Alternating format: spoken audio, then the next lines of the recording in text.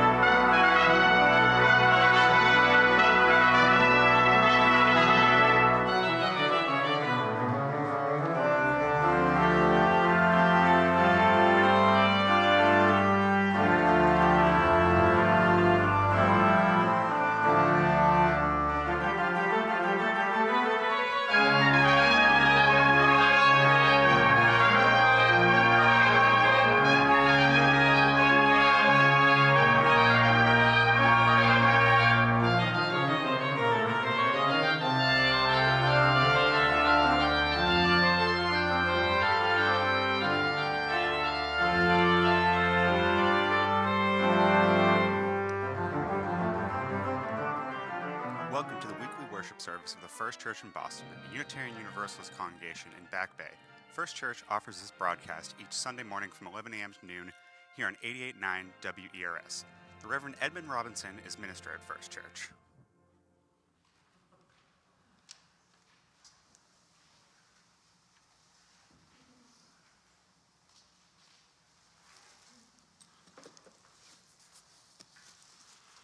Good morning. Welcome to the First Church in Boston's worship service this first day of May 2022. I am Edmund Robinson, the interim minister, continuing the worship tradition of this church, which dates back almost 400 years. We are the oldest church in Boston with the newest building. Our Paul Rudolph designed sanctuary in Boston's Back Bay is now open for live worship after being closed for 6 weeks due to COVID. We also welcome those joining us live streaming on Facebook and those who are joining on WERS FM 88.9, the radio station of Emerson College. We hope those joining off the premises will find the time to visit us in person some Sunday in the future when we can meet you. May Day, Beltane, whatever you call it, happy day. This is our 50th anniversary here. Can I hear it? Amen. We're celebrating 50 years since the construction of this building, a modern design which carries on a dialogue with the old Gothic ruins of the old church. The wall surfaces inside and out are corrugated concrete, sometimes called corduroy concrete, which makes First Church not only the oldest and the newest church in Boston, but also, without a doubt, the grooviest. Our opening hymn is number 140, Hail the Glorious Golden City. Please rise as you're able.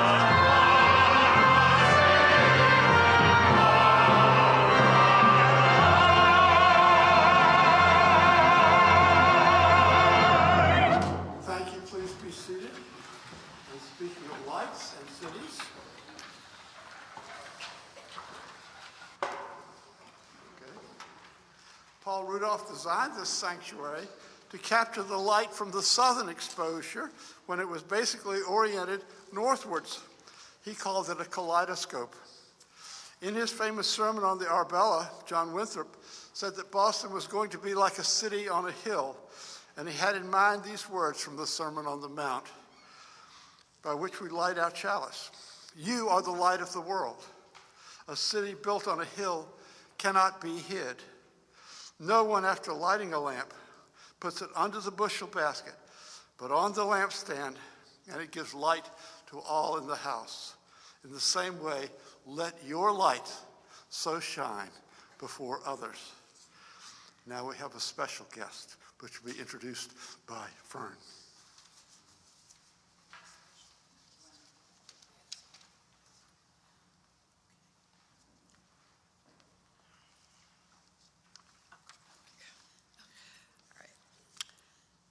So I want to introduce those of you who do not know Becky and welcome her back to those who do. The Richardson families joined the church at least 60 years ago. Elliot, Pearson, and George. Rebecca Richardson, better known to most of us as Becky, has served this church in so many ways all through these years. The first, and significant on this celebration, is Becky was chair of the Architectural Search Committee in picking our architect, Paul Rudolph. She was on the standing committee. She was on RE, they called it Social Concerns Committee, a precursor to social justice, and then director of Hale House for many, many years. And she nurtured some of us in the audience and up here in many ways. She mentored us by us just watching her and her accessibility to all of us. So with great gratitude, take over. Thank you, Vern. Thank you for that nice introduction. And thank you for having me here today to participate in the celebration of 50 years. And thank you for letting me participate. Here's a picture of what this church means to me.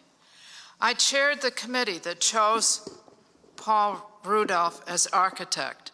So after a lot of study and review of buildings in Boston, in New York, and in rural areas, several church members, including members of the trustee and standing committee, interviewed Breuer, Schiffer, and Rudolph for church architect.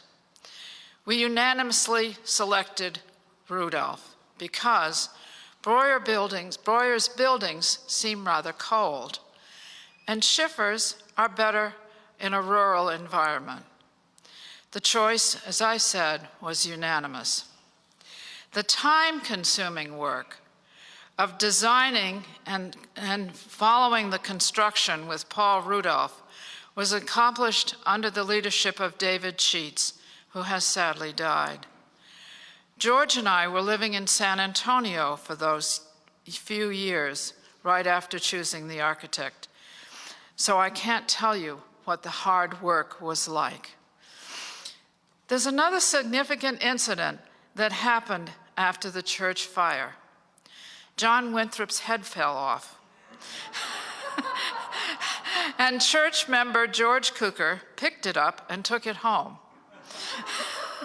Now that was good because there followed a huge tug of war between church members represented by Howie Fugay and Oliver Ames and the city regarding where the statue was going to permanently live.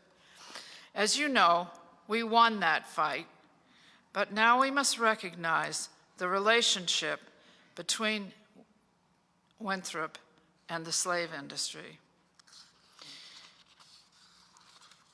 We had a wonderful time as young church members, starting out with our children.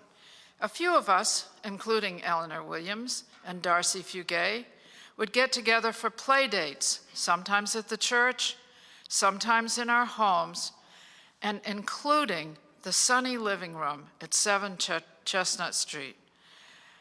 That was such a delightful place to meet and see Eleanor and Reese. I am sure that our recognition of the need for supervised preschool play or childcare led to the development of the John Winthrop childcare program that's now in the basement of this church. I remember the lady who gave so much time to building that program. Sorry, I don't remember her name. And she had the support of the trustees and the standing committee.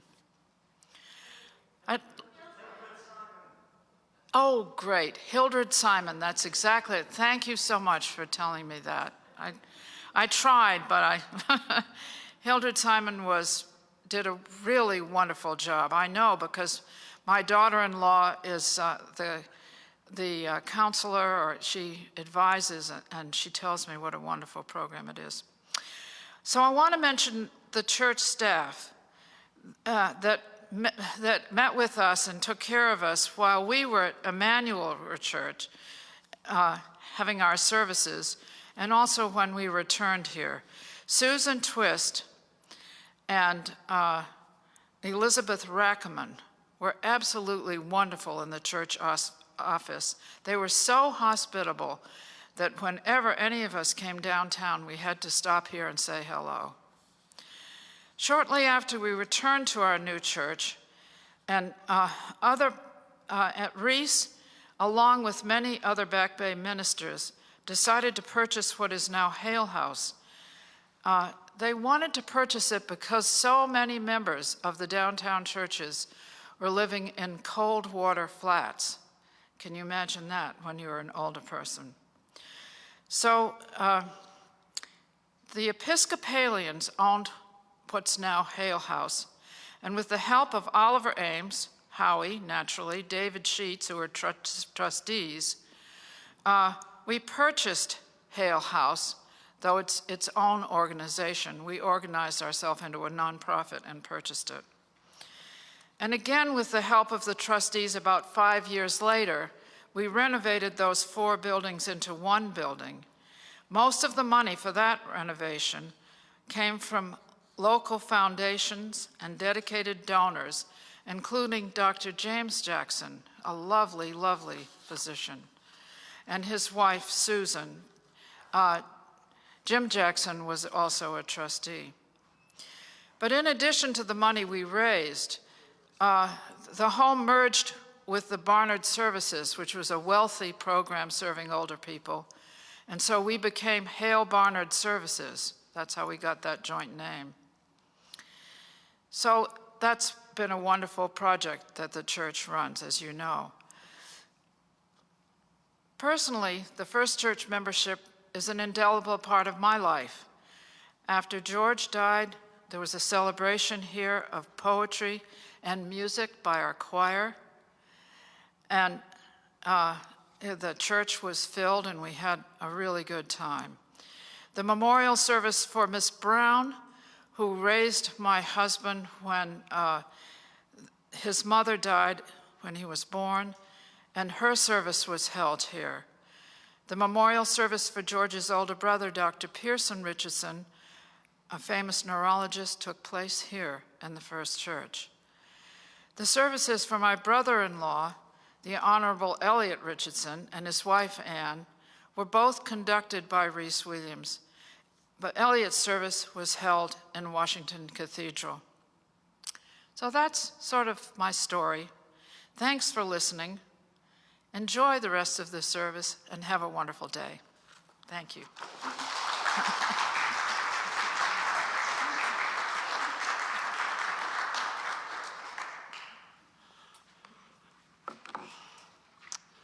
The First Church of Boston Affirmation is next. If you rise as you're able, that's in your order of service. We say it in unison. Love is the spirit of this church, and service is its law. This is our great covenant, to dwell together in peace, to seek the truth in love, and to help one another. Thank you. Please be seated.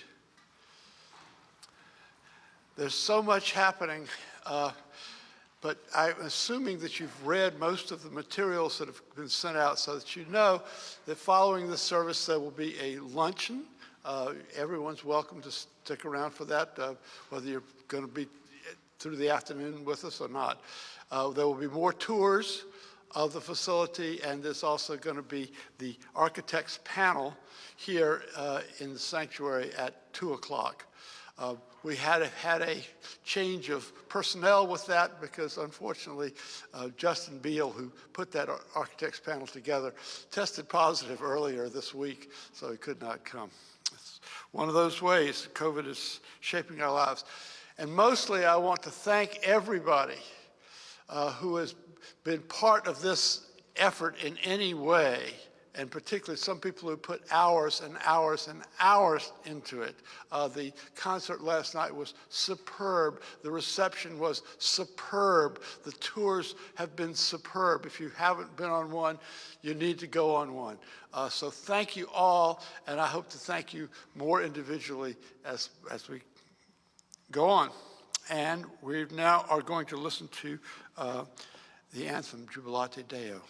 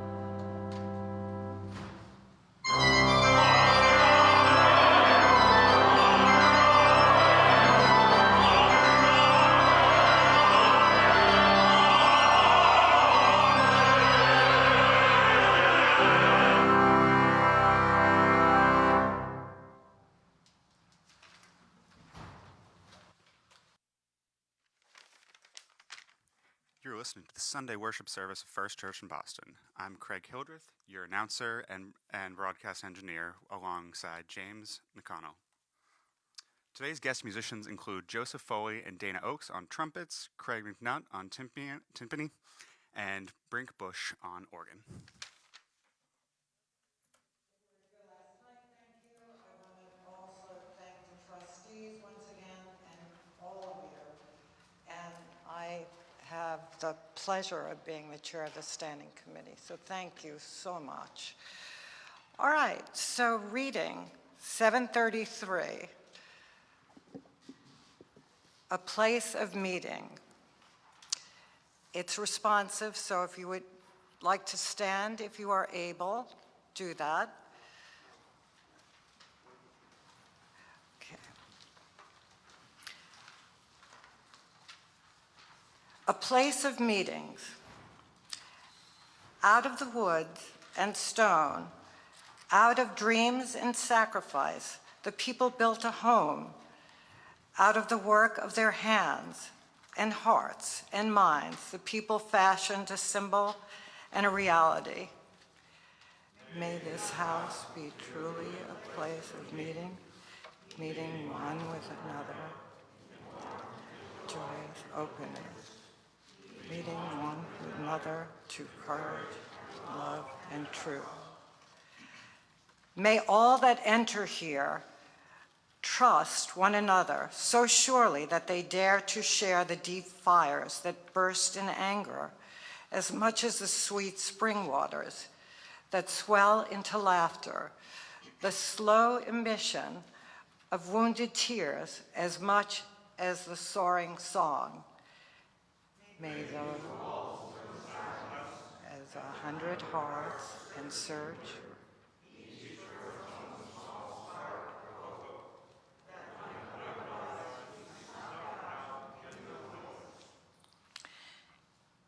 may these rafters hear the voice of the child as surely as that of the orator, and the sound of the lure, I can't read now, the clack of the typewriters, the swish of the broom, and know that all are as holy as the shout of a million stars. May the rain fall lightly at this house. May the sun slowly as the tide and peace. Thank you.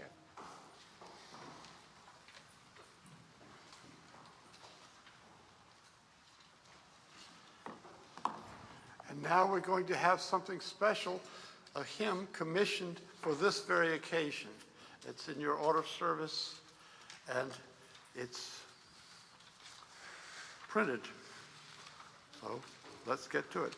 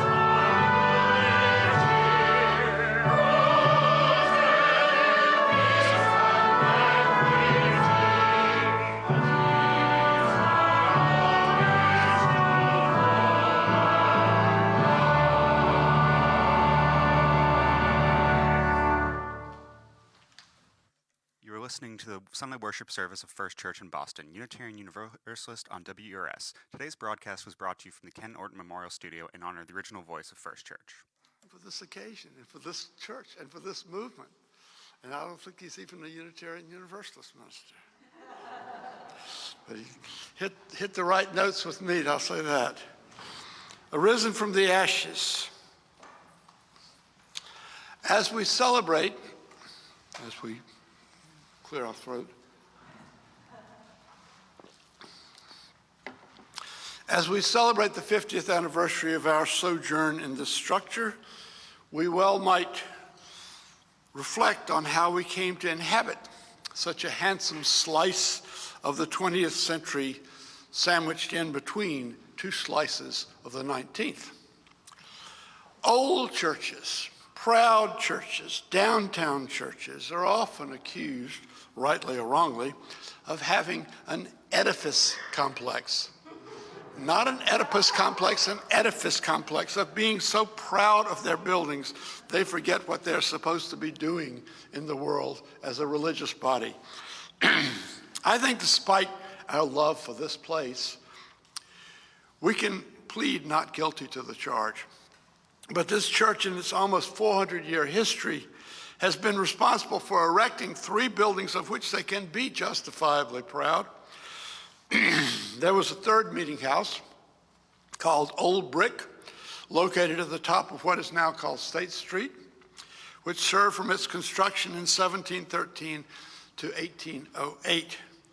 The building was so iconic that its nickname stuck to the longest-serving minister of First Church, Charles Chauncey. A popular ballad of the Revolutionary era hailed his ferocious advocacy in favor of independence with the line, "And Charles Old Brick, if well or sick, will cry for liberty." In 1868, as the filling of Back Bay had begun, the first church built on this site at the corner of Marlborough and Berkeley, a Victorian Gothic structure which became the 5th meeting house of the congregation. William Robert Ware and Henry Van Brunt were the architects. Van Brunt was also a member of the church. That firm also built Episcopal Divinity School and Harvard's Memorial Hall in Cambridge. The structure on this site was constructed of Roxbury pudding stone, and its ornate interior structure borrowed much from Westminster Hall in London. It was often called Boston's Westminster. It stood for 100 years, up until March 29th, 1968. On that night, the Reverend Dr. Reese Williams, the 22nd minister of First Church, was awakened at the parsonage on Beacon Hill by the phone call every parish minister dreads: "The church is burning." 3 days later, Williams recalled his actions from that night in a sermon he preached in the Lutheran church across Berkeley Street, which took in this congregation that weekend for worship. He said he had dressed and called a taxi, but the driver wouldn't take him to the church, but dropped him off a block away, refused the fare, and with tears in his eyes said he was sorry. The fire goes down in history as Boston's first 5-alarm fire, which I guess means simply that the 5 fire alarm boxes were pulled. By the time Reese Williams got there, there was no hope of saving the building. He told a newspaper reporter the next day that the fire was like burning up a piece of himself. He watched helplessly as it raged. He worried about Park House, the brownstone next door, and all the church documents stored there. It turned out that a member of the last committee meeting there the night before had returned to Park House after he left to make sure that the fire door between the Hale Chapel and Park House was shut. That was the act which saved this church's records. He describes vividly what the rest of his night was like. Some of this you've heard last night in the concert.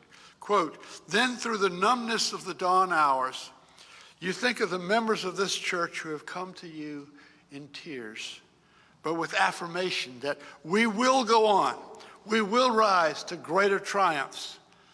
And the coffee you drink that is brought by a member of the church has another type of warmth.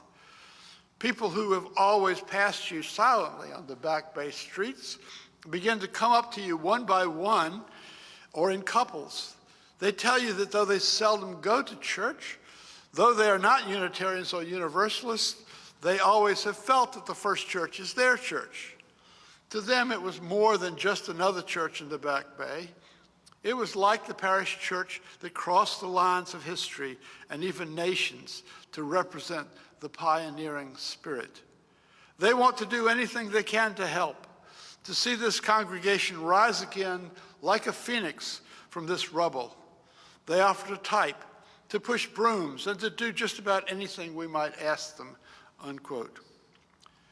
William suggested in that sermon, so fresh after the loss, that the phoenix might be just the apt symbol for the resurrection of the church. Quote, according to the ancient mystical legend, the phoenix, sacred to the Egyptian sun god Ra, every 500 years built a funeral pyre of wood, which it ignited, and with its fanning flames rose to new heights of strength and power. He was suggesting that First Church would rise from its ashes, and he was right. And that is what we celebrate here this morning. At the time of the fire, it felt like First Church had been really hitting its stride in terms of community outreach. Several years later, Williams wrote a memoir of those times, and he said this, quote, never since the beginning of my ministry in the church in 1960 had there been more varied or active groups. Never had the outreach beyond ourselves been broader. We had felt that something in us had been fulfilled when we opened Hale Chapel to groups outside our own congregational needs. We felt that we were encouraging responsible people to remain in the city when we were the catalyst for the John Winthrop Nursery School and Daycare Center. The Social Concerns Committee had created channels for our people to act constructively in other areas of our city where needs are often greater than our own and where resources to meet them are less known. For a long time, there had been many things we had been doing for others through the John Clark Fund and the South Friendly Society. Here, however, in a new way, with a new approach and a new avenue for our people, we were helping others to learn better how they may help themselves, unquote. First Church was buoyed by the support from other religious institutions across the religious spectrum. The love and the money poured in. Quote, the immediate reaction following the fire was one of great response and enthusiasm for our building. I should note that the Catholics, the Christian Scientists, and the First Parish in Dorchester, UU, were extremely generous in their offerings. Neighboring churches in the area offered their facilities, but when our needs were known, we came down to only one church that was able to make the adjustments and sacrifices to enable us to regularly worship. This was Emmanuel Episcopal Church. They took us in a way that I shall never forget, for they had to change the hour of their own service. They had the inconvenience of another church body using their facility. They turned over their keys. They said, this building is as much yours as ours, unquote. In the weeks that followed the fire, it became clear that there were several paths open to First Church. It could rebuild on the Back Bay site. It could go out of business altogether. It could try to merge with another congregation. Each of these options spun off several committees to look into various aspects of the option. An impressive research effort was launched. By the summer of 1968, the congregation was deeply into discernment, and the opinion of the members was overwhelmingly in favor of rebuilding the church on the site of the burned building. By October of 1968, the board and members of Second Church, which had split off from First in the 17th century, voted unanimously to rejoin First Church and together to rebuild on the First Church site. For years thereafter, it was known as First and Second Church. Valeria Knapp, a typical member, responded to the survey in these words, quote, our new church must reach into the community and serve it. The atmosphere of the building must be such that it will welcome the community. The auditorium and conference rooms should convey a feeling of fellowship. We should have a stage and a room for round tables in the meeting room, unquote. This laundry list actually was fulfilled even down to the round tables. By the fall of 1968, the Architect Selection Committee had settled on a recommendation, as you just heard from Rebecca, Paul Rudolph. He was selected from 4 finalists out of 21 architects interviewed to design the 6th edifice of the First Church. One of the important factors in his selection was that Mr. Rudolph had been impressed with using the old ruins as a launching point for the new building.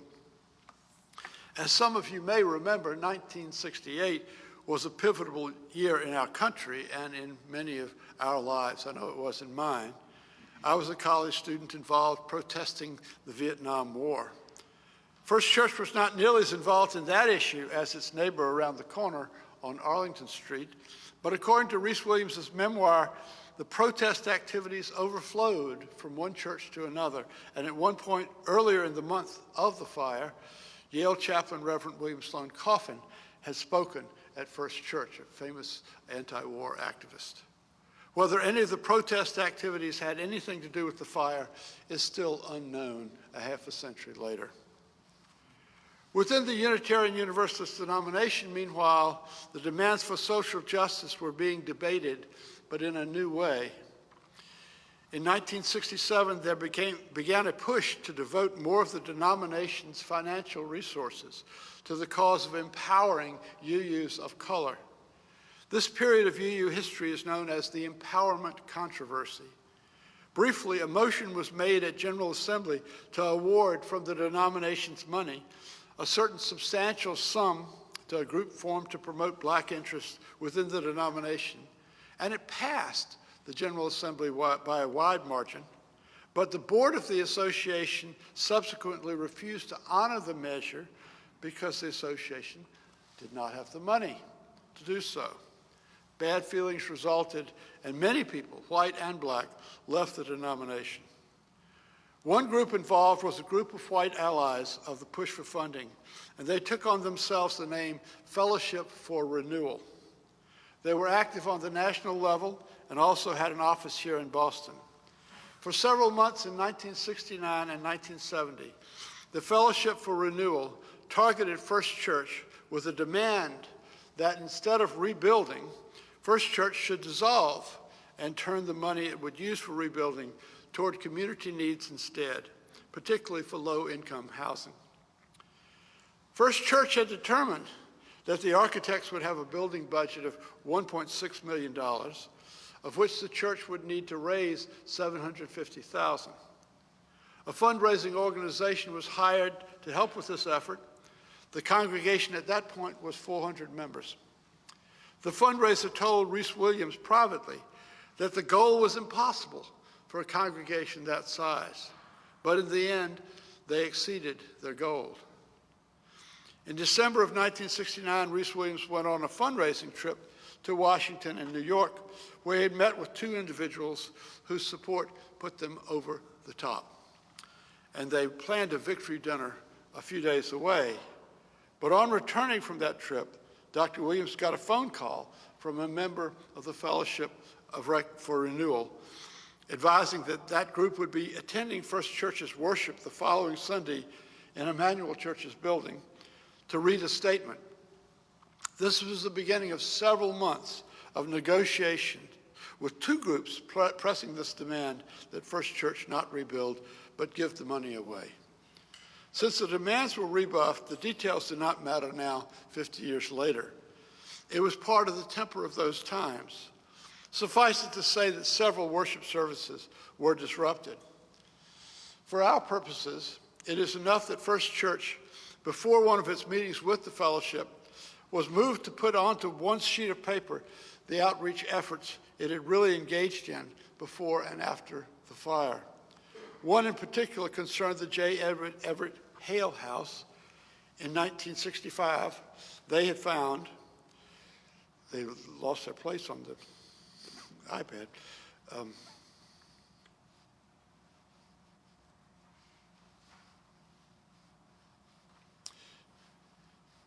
Yes.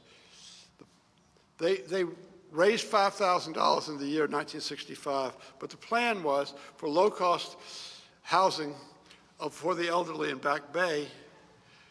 We obtained an option on 333 Commonwealth Avenue for $540,000, $540,000. An architect submitted 2 different plans. A consultant arranged financing through the government that would permit $9,500 per unit for 69 units. This was $5,000 beyond any previous government commitment for redevelopment of old property. But the bid showed we would need approximately $12,000 per unit. We'll revisit this subject in a moment, but they had just fallen just short of that goal. The Fellowship for Renewal was largely a white group composed of UUs. At a certain point, they handed their campaign against First Church to an interracial community group called People's Development Group. That group disrupted several First Church worship services before finally giving up the campaign. At the conclusion of his memoir of these events, Dr. Williams tries to answer whether the church did the right thing. Quote, "At this writing, we have spent more than a year in our new building.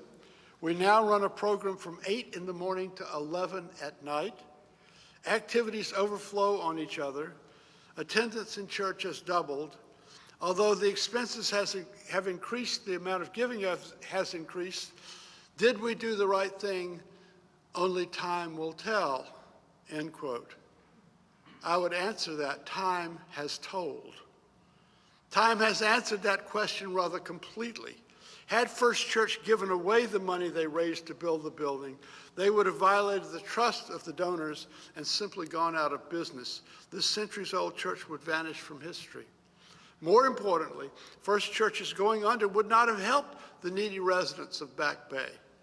The challenge of the Fellowship for Renewal was to give away all First Church money for the betterment of the downtown residents.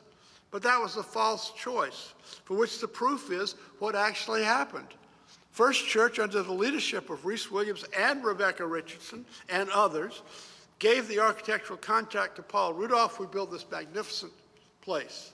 And under the leadership of Rebecca Richardson and Reese Williams and others, First Church proceeded to raise the money to complete Hale House, which now provides, 50 years later, housing for 55 residents of Back Bay across the financial spectrum. The minister and several of the, I should repeat that, across the financial spectrum. That's very few things in this life right now unite the wealthy and the poor.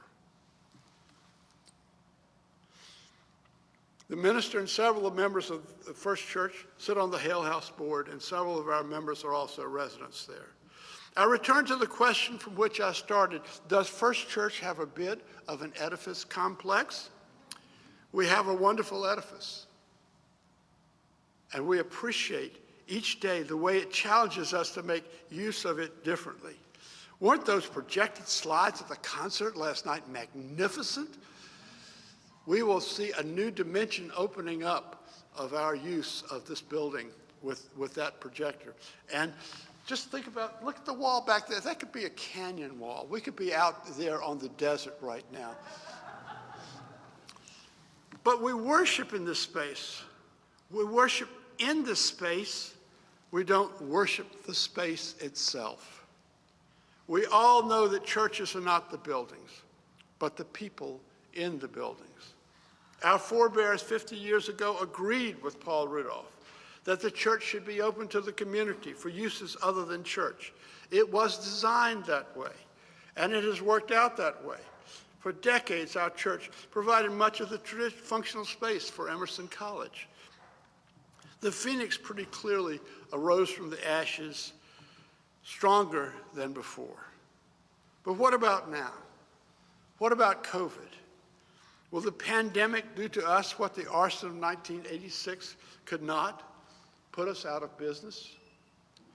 COVID continues to affect our lives here in this church, as I just said.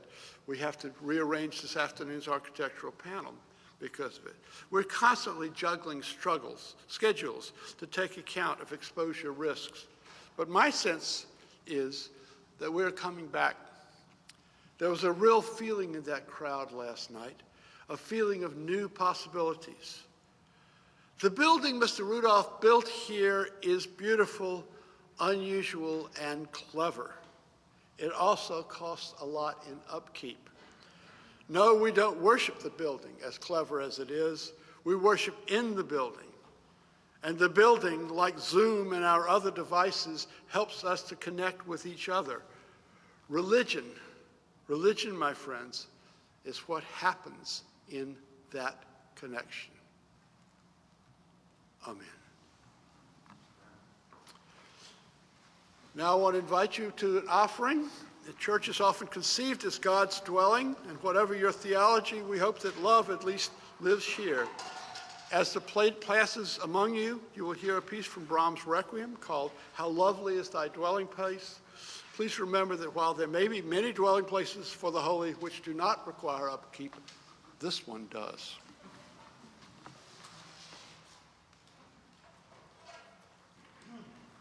Today's offertory features Robert Winkley and Mahama Kamara on piano. If you'd like to support the work of this church with financial donation, you may write out a check to First Church Boston and mail it to 66 Marlborough Street, 02116. You can also donate via text. Simply send the dollar amount, 5, 10, 20, etc., to 617-917-5610. You receive confirmation by email. Thank you.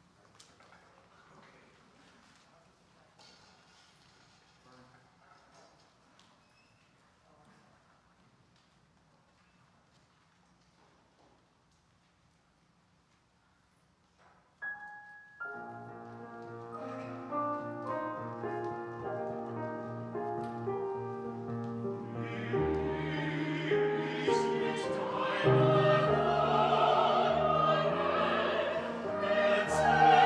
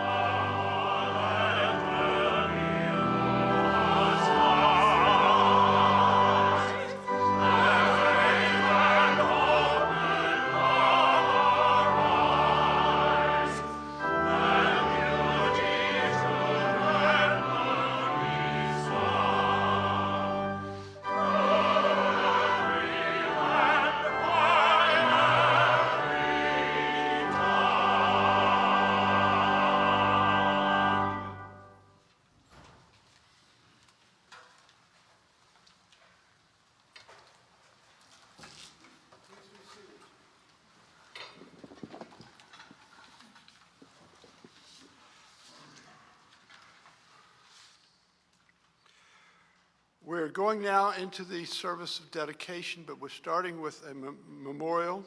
In your order of service, you'll see a list, as best we could come up with, of the people that have passed on from this church for the last 50 years. That list does not have to be read in its entirety. We're going to first light a candle for the entire list. And then anyone who has any memory of a particular person and wants to come forward can light a votive candle off of the main candle and say the name of the deceased person.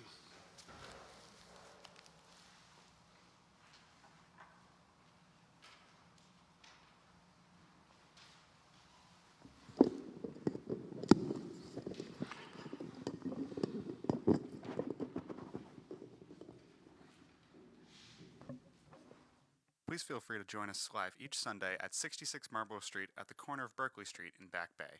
If you'd like more information about programs, services, or membership at First Church, please visit the website www.firstchurch.org or send an email to office@firstchurchboston.org. I'm Craig Hildreth, your announcer and broadcast engineer, alongside James McConnell. Thank you so much for listening. We will now return you to the studios of WERS. I like this light for Gordon Serling, who had multiple sclerosis and still is a very active member of the church, which was his ability, not his disability, which we celebrate today, as well as everyone else, etc.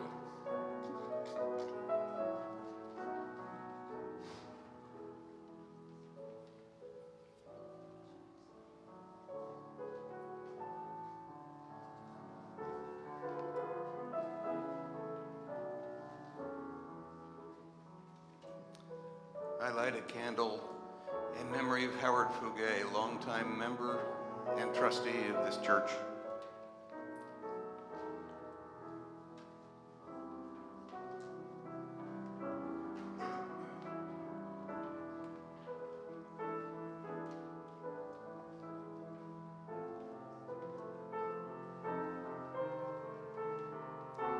I light this candle in memory of Susan and Jim Jackson.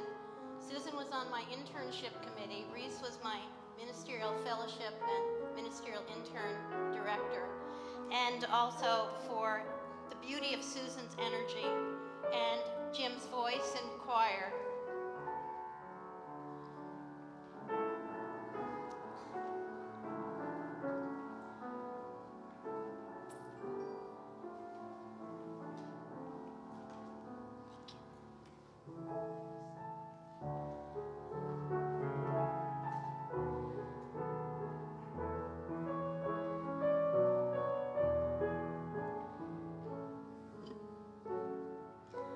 I light this candle in memory of everyone on the list.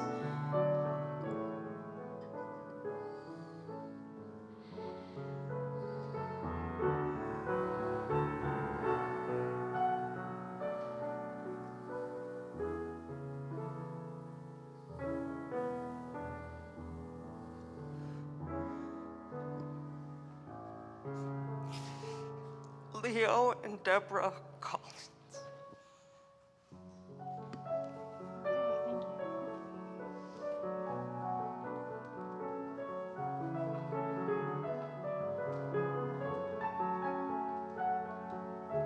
I light this candle in memory of my mother, who had a strip in the wall. Her name was, she wanted it in the strip, Ruth Marie Fuller McGowan.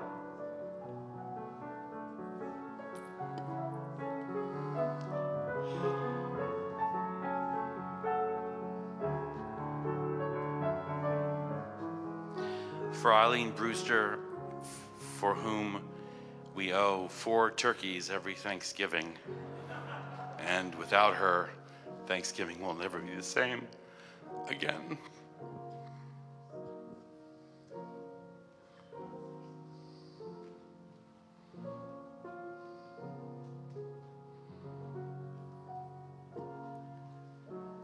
For sharing his music with us, Peter Neuendorfer.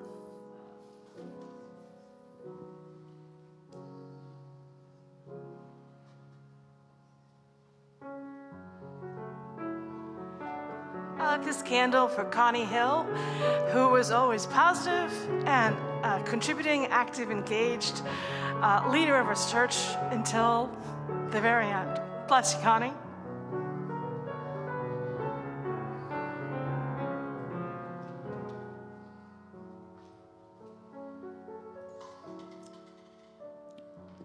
Okay, you're stuck with me with three. Lisa Martin, who left a young family, and Yvonne Ekdahl, who was an angel. She was the head of religious education for children and adults.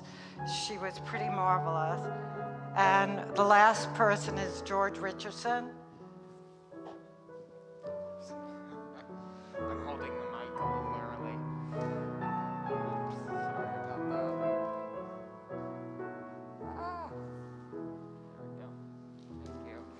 I'm lighting a candle in honor of my grandfather, Reese Williams, who I know is on a lot of people's minds right now, and who I think would be very proud looking down at this congregation, or looking at this congregation.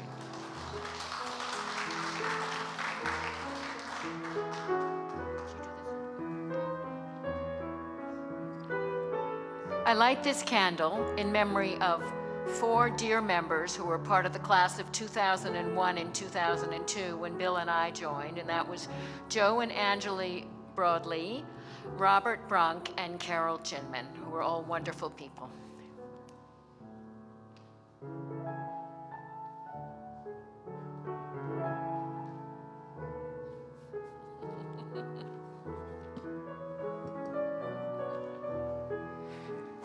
I light this candle for my dear friend Connie Hill.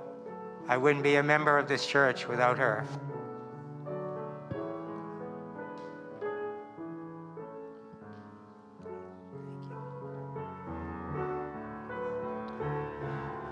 My candle is for Karen Larson and so many more.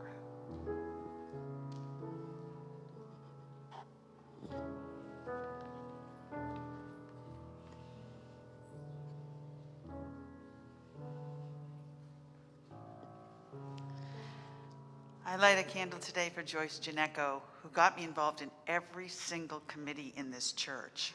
Thank you, Joyce.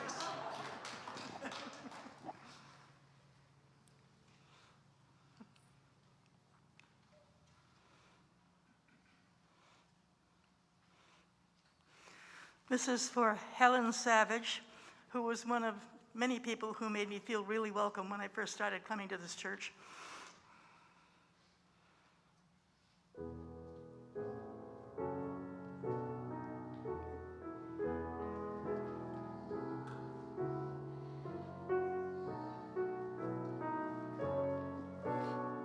This for Nigel and Angela Harvey. Nigel knew how to run an annual meeting, but he also had a beautiful tenor voice and wrote beautiful music. Can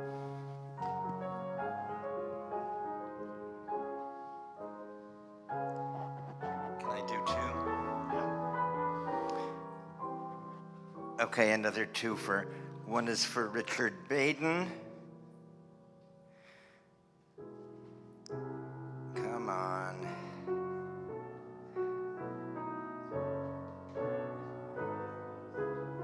Richard Baden, a man of many, who was not afraid or ashamed to ask for what he needed from us, and in return gave us so much. And one for Isla Onart, good friend, avid participant in church activities, and with her husband Adnan, a bridge to the rich Islamic faith tradition.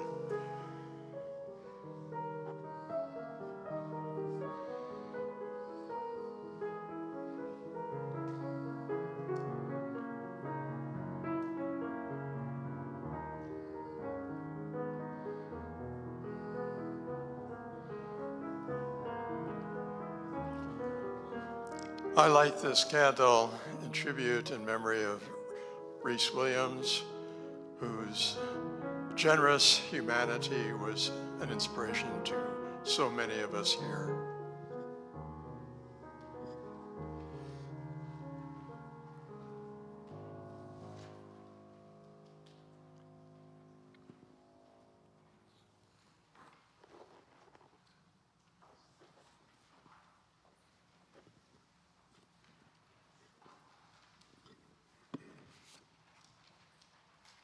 Now we proceed with the rededication ceremony in your order of service. Yes, sir, sorry. Okay, let's get back in here. Looks like it'll be handheld. This church is not this building, but the church is the people who gather in this building to witness to the power of love in this world, and to be the eyes, ears, voices, and hands by which the work of love transforms our society and ourselves. 50 years ago, this church built this building, and today we celebrate the building this church built. Spiritually, the church consists of the people who are its members. Organizationally, the church is the society which operates it, and the trustees who care for and can protect the society. The society is represented by the Standing Committee, whose chair is Fern Beck, and I would ask her to come forward at this point.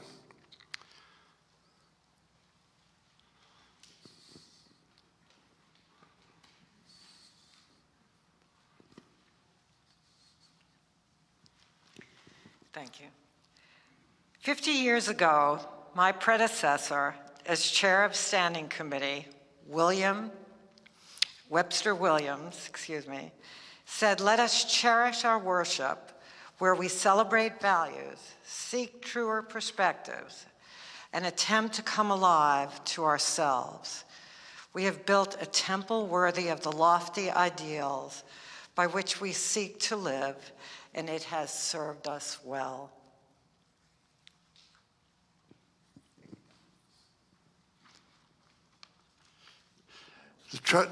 Don't take that one. The trustees are represented by Janine Mudge-Mullen.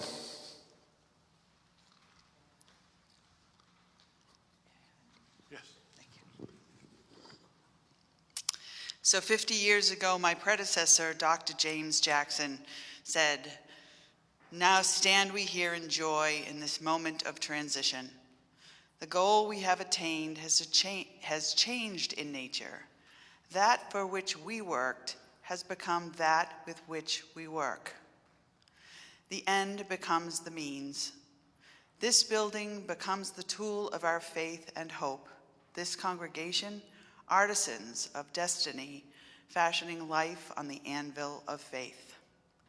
In these years, we have used this tool of faith and hope to make a better life for the members of this church and the citizens of our neighborhood and of the world. Ends and means reinterpret one another."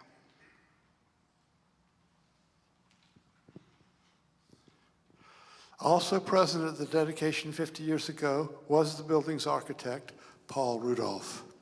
He presented the building to the congregation, interweaving the spiritual and the secular, the abstract with the concrete, saying, quote, "This church, where skill is expected and creation with vision is the pattern dream, there is brought together the ideal and the practical. I present you, the congregation, this meeting house where imagination is alive and each person may be emboldened toward the religious life." Those members and friends who had so boldly chosen to make an architectural statement in Back Bay enthusiastically dedicated this building to the forward movement of liberal religion, and the path on which they set this church continues to this day. I ask the members of First Church and those who stand with us on this bold journey to rise in body and spirit, to reaffirm the dedication of this building to the advancement of liberal religion, community gatherings, the art and literature here in Boston, using an adaptation of the words the congregation used 50 years ago. Our great goal for this building was to be a place made sacred by joint effort and our well-considered sacrifice. A design beautiful in its preparation for uplift and service. That goal was accomplished and is also ongoing. We continue to sacralize this concrete structure by our words and deeds and singing and worship. On that occasion 50 years ago, Reverend Reese Williams said, "We have fashioned a living church from heart's desire, from work and worry, in sacrifice, with laughter and through labor, in memory of those passed from us as we strove, in tears that fell for our righteous dead. We have learned love of one another and fashioned ourselves into a congregation of believers as strong as the steel joined to steel by flame. It has been designed so as to withstand the limitations of the moment and provide for this congregation a place for worship and peace. I invite you to respond as did the congregation at that dedication service 50 years ago. Turn the page. To the cause of liberal religion, we commit this congregation to our faith in powers beyond ourselves and to emerging humanity. We commit our society affirming the spirit of ancient integrity to the fashioning of the ideals of truth, freedom, and brotherhood. We pledge our aspiring minds and expanding talents, and as the instrument for aiding us to continue to work, to dream, and to pray, we rededicate this building. Amen. Please be seated. And now you can join me in extinguishing the chalice. We extinguish this flame, but not the light of truth, the warmth of community, or the fire of commitment. These we carry in our hearts until we are together again. Our closing hymn is number 327, Mr. Schiller's poem, Mr. Beethoven's tune. I think you probably know it. And you're welcome to join in. Please allow our choir to sing the original words of Schiller, the first verse, and then you may begin to sing the verse 1 in English.